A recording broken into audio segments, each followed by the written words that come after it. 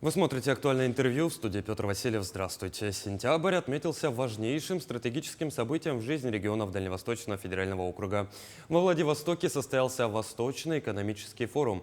Участниками крупнейшего международного события стали около 7 тысяч человек из 62 стран. Главная тема форума этого года – на пути к сотрудничеству, миру и процветанию. Итак, каковы итоги Восточного экономического форума для нашей республики? Об этом мы сегодня поговорим с нашей гостьей Майей Даниловой, министром экономики Республики Саха-Якутия.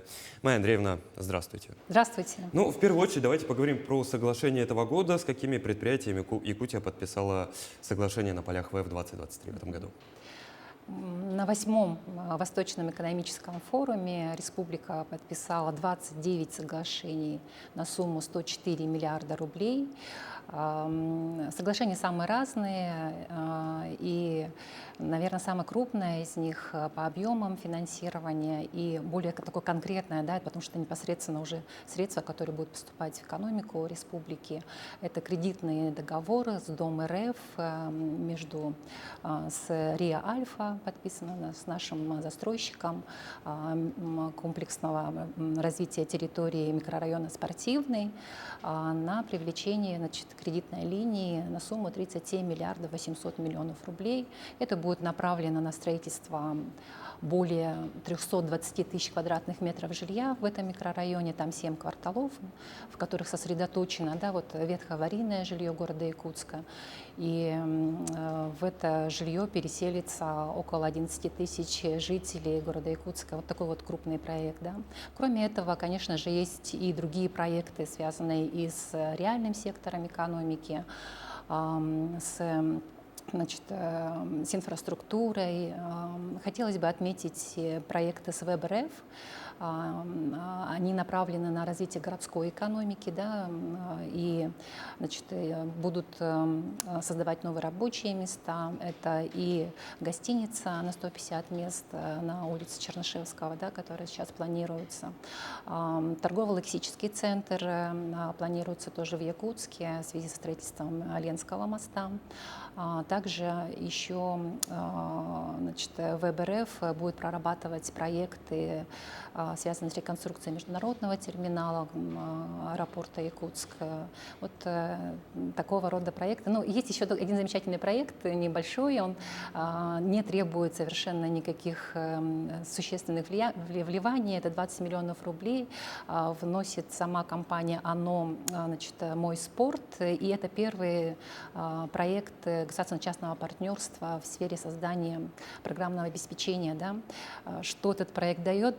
Значит, со своей стороны «Мой спорт», значит, финансирует разработку программного обеспечения и масштабирование приложений, да, для населения, а мы, значит, республика, обязуемся использовать это приложение во всех учреждениях физкультуры и спорта, и таким образом родители могут наблюдать за спортивными достижениями своих детей, которые будут заниматься в детских и юношеских спортивных школах, да, более, значит, такие вот спорт уже высших достижений, спортсмены тоже могут отслеживать свои спортивные результаты. Такой небольшой проект, но в то же время он такой значимый для населения. Майя Андреевна, вот 104 миллиарда рублей, это же не сиюминутное поступление инвестиций в бюджет республики, это же задел на будущие года. Конечно же, да. А если вот, допустим, оглядываться назад на предыдущие форумы, какие наиболее успешные соглашения, договоренности вы сегодня можете отметить, в том числе и в экономическом плане? За всю историю форумов, их было, вот, как я уже отметила, 8, заключена республика около 200 соглашений на сумму 800 миллиардов рублей. И, конечно же, если говорить о предприятиях реального сектора, да, значит, с помощью федеральной поддержки в инфраструктуру, это создание и технологических дорог, и системы энергоснабжения, были реализованы такие проекты, как освоение Верхнемунского месторождения алмазов. Сейчас этот проект уже работает, выходит на производственную мощность и генерит налоговое поступление в бюджет. Да. По такой же схеме был реализован проект освоения Тарынского рудного месторождения золота. Да. И в 2019 году было тоже интересное соглашение заключено, и благодаря ему сейчас уже в арктической зоне 5 населенных пунктов подключено к Волсу. Первая линия была, значит, удачный Харьлах, Оленек, да, это вот как раз результат соглашения 2019 года. Если не отходить от Арктики, то в партнерстве с нашими значит, предприятиями из Японии они вкладывали свои компетенции, да, в строительство ветродизельной установки в поселке Тикси. Это уже сейчас сэкономило около 500 тонн дорогостоящего дизельного топлива, которое завозится в Арктику. Да. Энергосервисные контракты в Арктике тоже, значит, получили старт на Восточном экономическом форуме. И уже 6 таких вот гибридных энергоустановок, которые используют и солнечную энергию, да, и дизельную энергию, сейчас работают в населенных пунктах Арктики, в 6 населенных пунктах. И они тоже вот позволяют экономить дизельное топливо. Уже вот на практике уже 30% значит, дает, да, такого энергоэффективного, значит, плюса для энергосервисного контракта, да, который был заключен тогда. Что еще можно отметить? Ту же теплицу Саюрию, если я не ошибаюсь, когда-то представили на полях ВЭФ. Несомненно, да, Да. тоже. Майя Андреевна, Владимир Владимирович Путин на пленарке ВЭФ отметил, что в Якутии сложились лучшие практики для развития креативных творческих индустрий. Вот, на ваш взгляд, насколько креативная экономика сегодня в целом влияет на социально-экономическое положение региона? Креативная экономика, конечно, только сейчас становится, ее становление, да, поэтому о таких больших эффектах еще мы не говорим. Мы говорим о том, что на самом деле креативная экономика связана с такой целью в целом для социально-экономического развития республики, как обеспечение занятости населения.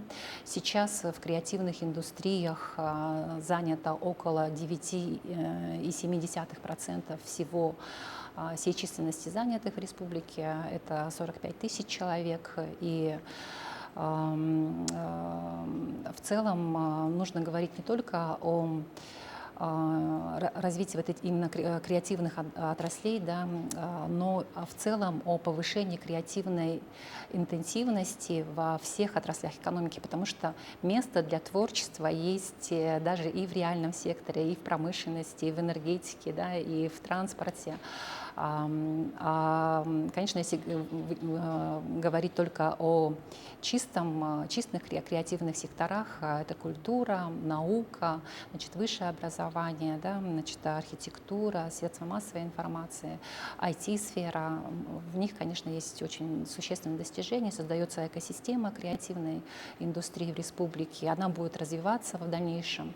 А вот сейчас вот на основе мастер-планов, значит, в городе Якутске дополнительно, да, таким вот знаковым элементом креативной индустрии станет и Арктический центр эпоса и культуры, который будет введен в следующем году. Планируется построить по поручению президента страны и высшую школу музыки. Это тоже один из элементов такого образовательного сектора. Да. В части дополнительного образования парк будущих поколений тоже будет построен за счет внебюджетных источников. Кинопавильон, да, который тоже, значит, сейчас проектируется в республике. И вот потихоньку выстраивается такая полноценная экосистема, которая даст эффект в росте численности занятых. И вот к 1935 году ожидается, что доля занятых в креативном секторе возрастет в 2 раза, практически до 90 тысяч человек.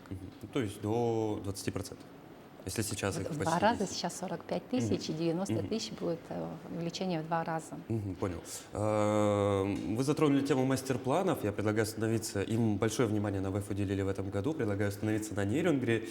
Тоже они получили поддержку президента страны. Что она даст нерюнгринцам? А, Разработка мастер-плана в первую очередь, да, начиналась с определения проблемного поля, да, опрашивали население, что их беспокоит, какие вопросы. И вот нюрнбергенцы выделили 3 таких основных блока вопросов. Они связаны с строительством дорог. Действительно, только 14% улично-дорожной сети города Нерюнгри находится в нормативном состоянии, и необходимо построить 39 километров дорог. Вот это поручение также легло в проект мастер-плана, значит, Нерюнгринской агломерации. Второй блок вопросов связан с уровнем здравоохранения, да, повышением качества медицинской помощи. Уже сейчас 3 блока Нюрнбергской ЦРБ, начаты там ремонты, проводится оснащение. В этом году и в следующем, да, планируется еще 5 учреждений, зданий Нюрнбергенская ЦРБ отремонтировать, а в 2025-2026 году еще 6. Всего там 14 ветхих зданий будет отремонтировано, модернизировано, и, соответственно, это повысит качество медицинской помощи и удовлетворенности. А третий блок вопросов связан с благоустройством. Да, это, конечно же, и дворовые территории, но хотелось бы отметить, что в этом году Нерюнгри выиграл федеральный конкурс и получит 150 миллионов рублей на реконструкцию Центрального парка культуры и отдыха. Это вот такой тоже существенный элемент мастер-планирования Нерюнгри. Ну, если в продолжении планирования городов, вот вы вначале отметили микрорайон спортивный, это программа реновации старого 17-го квартала в городе. Расскажите вот об этом соглашении вкратце и, ну, в целом, как у нас Якутск становится комфортным для горожан. Решение проблемы с ветхим аварийным жильем, да, сейчас вот, идет по направлению комплексного развития территории. Да, заключены 3 таких огромных проекта, значит, КРТ в городе Якутске. Один из них вот, микрорайон спортивный. Как я уже отметила, с Дом РФ заключен кредитный договор, да, который позволит 11 тысяч жителей переселиться в более комфортные, значит, в комфортное жилье. Кроме этого, в том же микрорайоне Звездный, который также финансируется за счет Дома РФ, инфраструктурных облигаций, мы уже начали вопросы, связанные со строительством поликлиники, да, привлечены облигации Дома РФ на этот проект. В заключение, Майя Андреевна, как будет в ближайшие годы выстраиваться стратегия развития республики? Мы продолжим работу, связанную с достижением такой стратегической цели, как повышение человеческого капитала, уровня развития и благополучия населения. Продолжим строительство социальных объектов, инфраструктуры, значит, линии электропередач, ВОЛСов. И, конечно же, большое внимание будет уделяться, значит, переселению из ветхого аварийного жилья. Вот все, что было начато, все лучшие практики продолжим в будущем. Майя Андреевна, ну я уверен, что все соглашения и проекты, заключенные на ВФ этого года, обязательно воплотятся в жизнь. Спасибо, что пришли к нам в студию, ответили на наши вопросы. Приглашайте. Ну я напомню, вы смотрели программу «Актуальное интервью». До новых встреч!